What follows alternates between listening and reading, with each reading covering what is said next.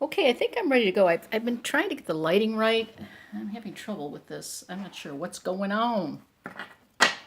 It seems it's best to do videos with the natural sunlight. And you don't even have to have it right near, just in the general vicinity. And it seems to take great pictures, my phone. So today I'm going to do a different spread. And it's a spread that I came across just this morning. I was watching Kelly of Truth and Story, and for some reason I don't even know how I found this spread. Maybe I was on Google, and I think that's what I was on Google, and I was looking at spreads. I said, "Oh, let's look at another spread." The problem with I keep trying to do the Celtic Cross, and I don't know, I just have trouble with it, and I don't know why. I keep forgetting what the positions are, and I have little cheat sheets to do them, and it just seems like it doesn't feel organic to me for some reason. I'm having trouble with it. And I think one of the reasons I have trouble with the Celtic Cross, and I'll show you why I think I have trouble with the Celtic Cross.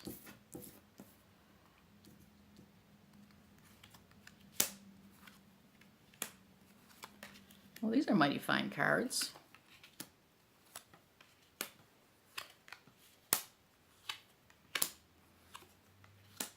And I don't know why, but it's kind of like a visual thing to me. Is that we all got, I'm not going to read it because I'm just going to talk about why I'm thinking why I'm having trouble with the Celtic Cross.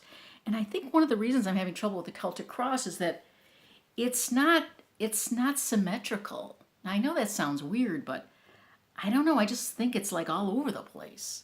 And I have trouble getting my head around it because it's not a symmetrical layout. Is that weird or what? I don't know. So I like this part, but this part over here is like, it's like an afterthought or something. Now the Celtic Cross is like this because the Celtic Cross actually visually is one of these things. It's long. It's the bottom part of the Celtic Cross. So I mean that's why it looks like that. And they don't want to put it all this way, so they put some over here. Now I don't know if that's a silly thing, but for some reason I find it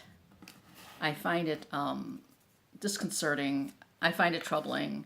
It's disjointed to me. Just the actual layout is disjointed. And it's not terribly intuitive, I think, unless you do it a lot, maybe. I don't know. It just wasn't working for me. So anyways, I was looking at spreads and came across Kelly's spread that she did in 2015. This is a long time ago. And I'm watching this, I'm kind of mesmerized by it because she was also using the Fountain Tarot, which I've used in videos. So I was also drawn to it for that reason. So I'm going to lay out a spread, and I'll talk a little bit why I'm doing this.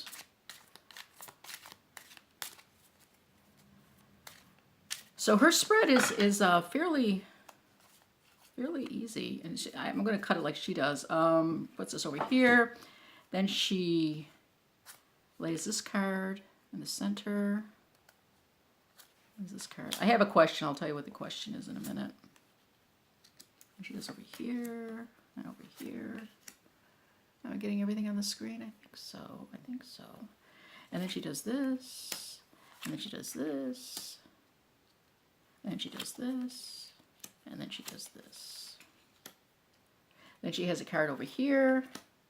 No, she takes a card from the bottom, puts that there, and takes a card from the top and puts it over here. Okay, so this is her 9-card spread. Now, isn't this a pretty little deck? I got this one of the first decks I purchased when I started doing tarot because I love the colors. And it's Tarot de Maria Celia. It comes in a nice little tin. I like the smaller sizes of cards. I don't like those big cards. They're hard to shuffle, and this is really, really easy to shuffle.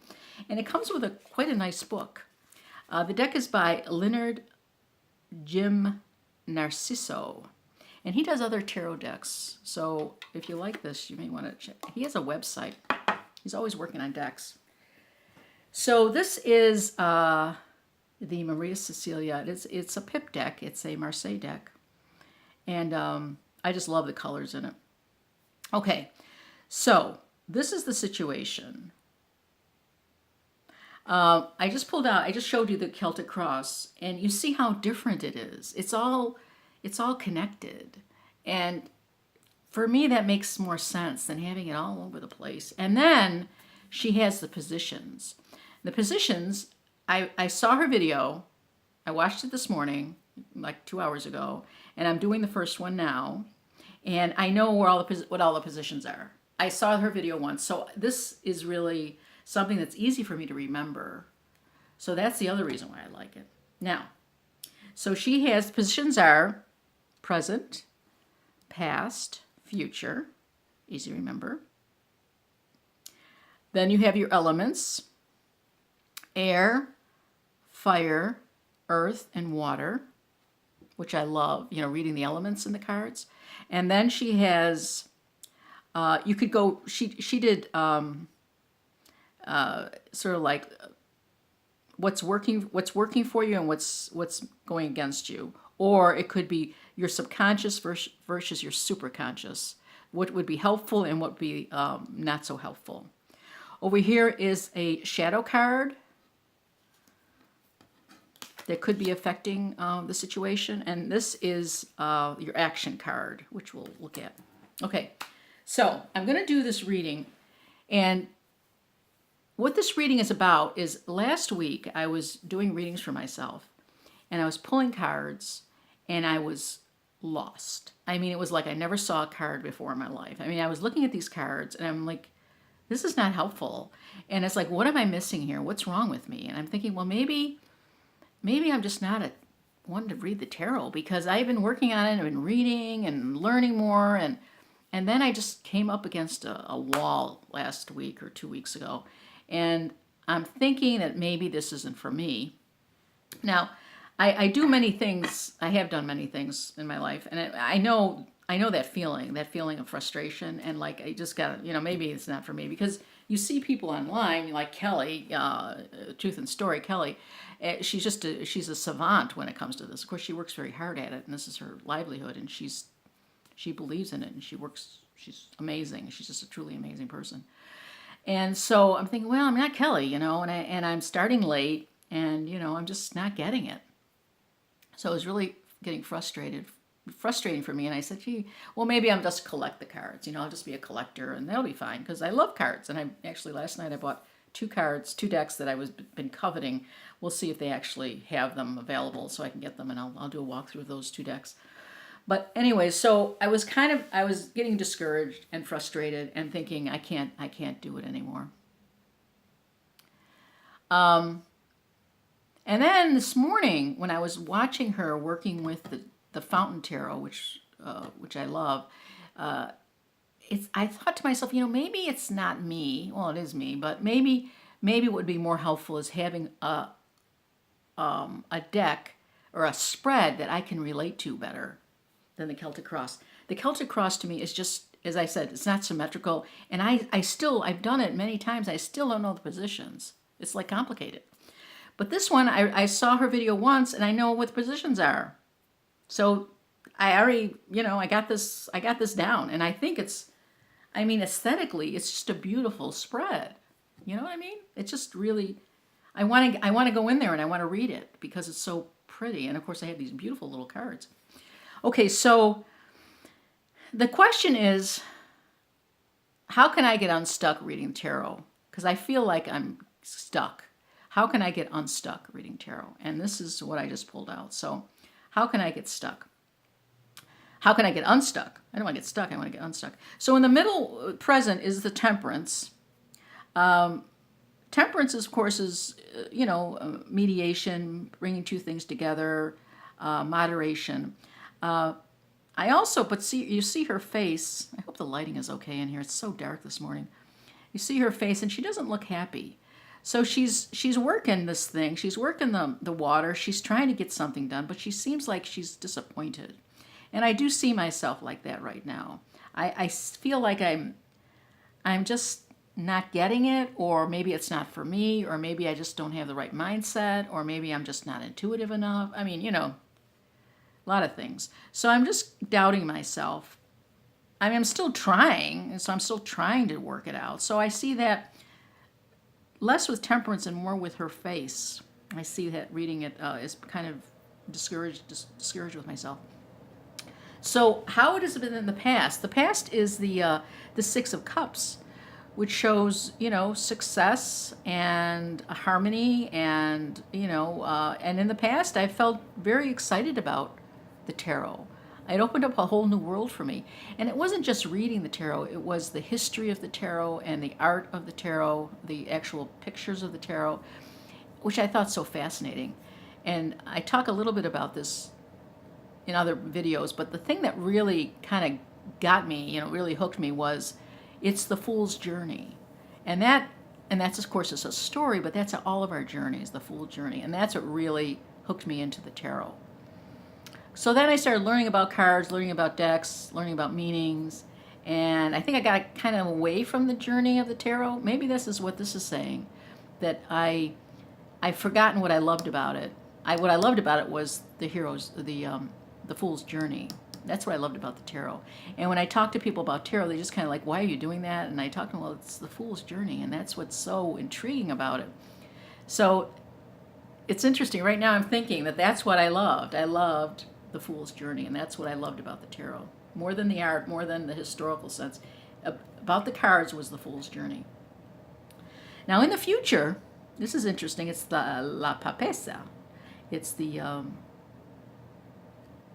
High Priestess. And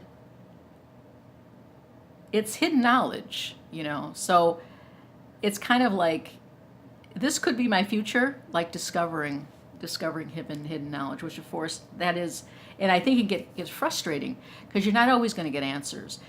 It's going to be it's a process. So that's a possible future, which actually I kind of like that future. I like that idea of that. It doesn't portend success, but it does portend hidden knowledge. Okay, so how can I get unstuck from the tarot?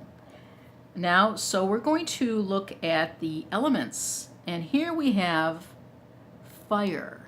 No, this is the air suit. And right on top of the air suit is the Fool.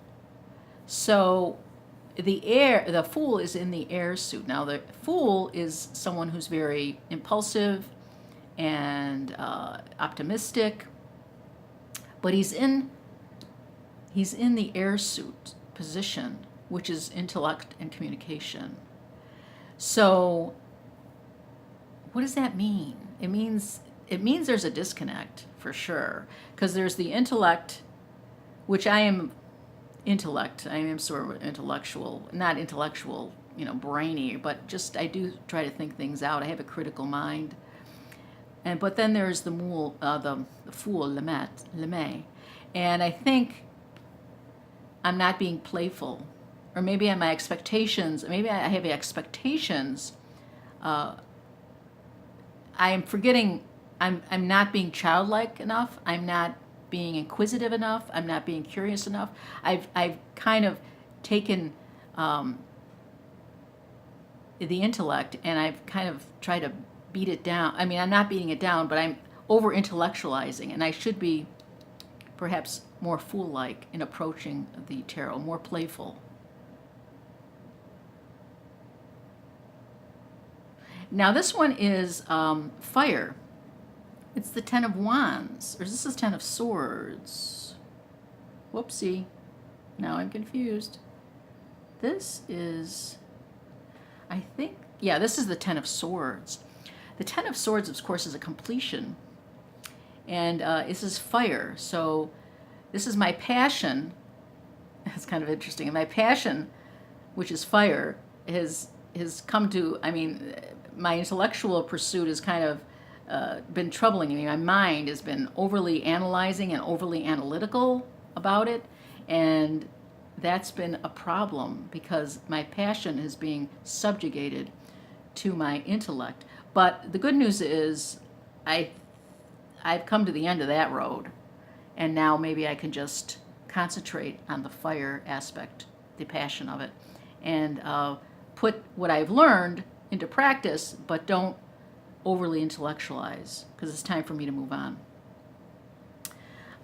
This is the Earth position, and it's the Empress. And that goes beautifully together because I think the Empress is Earth. So this is an Earth. So I would indicate that I'm on the right track, that I shouldn't quit, that I have this going for me. I have a practical sense, and it's fertile. There's a lot of growth that I can still reap from this this pursuit of tarot. So that is a very good thing. The Empress is right there. And then in the water suit are the wands, right? These are wands. Are these wands? Or are these swords? It's been a while since I looked at this deck, because this is wand energy. It's got those little things on the top. The swords are more pokey. So I think this is the two of wands. Well, I'm going to make it the two of wands. So there you go. The two of wands is in the water position. So it's the beginning of it's in the water position, which is, emotions, and it's a 2, so it's a lower level, and so it's something where I'm learning the tarot, and it's an early passion, and it hasn't been developed yet. I'm developing it, and I have to make choices, and so my inner emotional sense is open to this, and I just have to, maybe I'm putting too much pressure on myself to be an advanced reader, which is silly, because people read for 30 years before they start reading for other people, and I'm like, okay, let's move this along. So I think that what that tells me is I'm starting out, and I have to be gentle with myself. Just be gentle with how my progress is going, because I can't learn it all, in 6 months. I mean, that's ridiculous. Okay, so then we have what's affecting me, maybe my weaknesses and my strengths. My weaknesses is the sword of the Page of Swords. I'm just beginning. It's a new thing. It's my sword suit again, which is overly analytical, and maybe that is affecting how I'm, my rush to do a good job, the immediacy of wanting to, to do it well quickly, to over intellectualize. So this could be a weakness. Now, it's not ruining it because it's only the page, but I'm heading in that direction with the page, and that may not be the best thing for me. On top, of course, is the Eight of Cups. Or the Nine of Cups. The Nine of Cups is something that is going for me, and is the love of, it's not just the tarot. It's there's a whole thing about tarot. It's the history of tarot.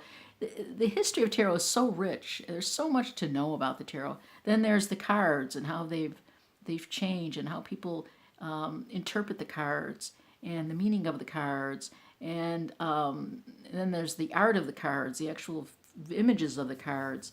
That it's just a wonderful, it's a wonderful pastime, if nothing else. Now, I do little mini readings for other people, but I really like this layout. Now, this is the card that could be, she calls it a shadow card, or it could be, yeah, she called it the shadow card, and it's the Three of Wands. The Three of Wands, I think the Three of Wands, what this means is threes are creativity, but they also could be, in one book, in fact, it was in this book I read, the threes are the end of a cycle, the mini end of a cycle, because you have your ones and you have your twos, and then you get your threes, and that's sort of the end of the 1, 2, 3s. So it's kind of like, I think, and you see that threes of the Rider-Waite-Smith. The twos, he's looking at the globe. The threes, he's still standing around. He's not doing much. And I think, if I think of the wands of the Rider-Waite-Smith, and he's just still standing there looking out, it's kind of like I'm still standing there. I'm not, maybe I need to just push myself a little bit further, not get discouraged, but move from the threes. Take that as stepping off point. Now this is an outcome card. If I go forward, I'll have La Luna. Now, so this kind of matches up with these two things. So it's pursuit of, I will discover things about myself. So that's what, I haven't thought about that. I thought about how the curiousness of the cards, the art of the cards, the history of the cards meanings and stuff. But I never really thought of it as, I don't really think of them as divination. It's kind of weird, isn't it? I mean, most people, that's why they use the cards, for divination. And that's not been my thing, my divination part of it. Although I was starting to get discouraged because I couldn't read the cards. So I think what it's saying to me is to keep going and then go deeper into the actual practice of tarot and see where that leads. And because it will come up, I will learn. So that'll be the whole new aspect to the tarot, that I'm not really, right now I'm really just doing the surface, all the surface stuff. I'm not getting into the deeper stuff. So what this is telling me is not to get discouraged, be playful, try to be less intellectual about it. Maybe, consider when I do a reading to look at it more intuitively, and be fearless about it, because there's information to know. I feel this way about meditation. I've talked many times about it, that meditation is a way to the subconscious, a way to get you to know yourself better. And this is telling me that the tarot is also a way to get to know yourself better. I like that. So that's my, I love the spread. I'm going to use the spread more often because it just seems more organic to me than the Celtic Cross. So now I'm excited because now I think I have a spread that's that is fuller than just the 3-card spread, and that is I don't have to memorize. I know what the positions are right now. I mean, I just saw the video once and I know what the positions are. So that's helpful. And I love the fact that there's elements in it, because that gives it a whole new dimension. A lot of cards, a lot of readers don't use elements. They don't. I mean, they talk about the elements when they see a card, but they don't have an elemental position in the reading. And I like that. And I like the fact that there's assets and liabilities, and then there's the past, the present, future. I remember this. This is could be a shadow card, and this is an outcome card. So I'll put a link onto Kelly's the video that I did see of Kelly's that I really liked. So I'll put a link to that. So that's it for today. I hope you can see it. It's so dark out today. The light is so bad. Again, this is a wonderful little deck, a wonderful little book, and it's the Tarot de Maria Celia by Leonard Jim Narciso. Love this deck. Have a great day.